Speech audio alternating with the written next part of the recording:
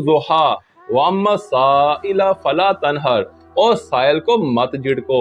सूरह बकरा आयत नंबर 273 में इरशाद हुआ, ला यसअलून नासा इल्हाफा, वो लोगों से चिमट कर सवाल नहीं करते। रसूल खुदा ने फरमाया, या अबज़र इय्याका वस्सवाला फ़इन्नहु ज़िल्लुन हाज़िरुन व फ़क़्रुन मुतअज्जिला।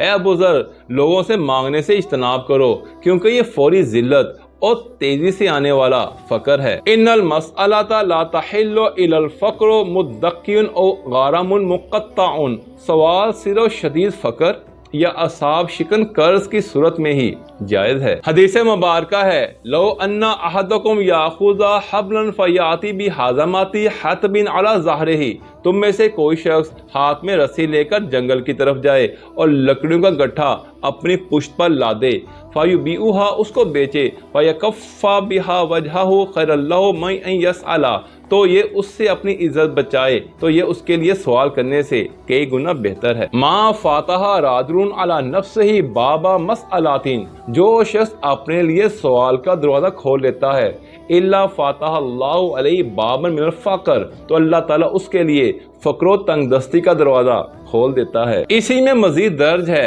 फातह अल्लाहु अलैहि सबईना बाबन मिनल फ़क़र, अल्लाह ताला उसके लिए फ़क़्र नदारी के 70 दरवाजे खोल देता है। एक शख्स ने रसूल खुदा की खिदमत में आकर अर्ज की, अल्लाह मानी अमलन ला यहुलु बैनी व बैनल जन्ना, मुझे ऐसा अमल बताएं जिससे मेरे और बहिश्त के दरमियान कोई चीज़ हायल ना हो सके। ये सुनकर आपने फरमाया, ला तग़ज़िब वला तस्अलिन नास शैया, गुस्सा मत करो और लोगों से किसी चीज़ का सवाल मत करो।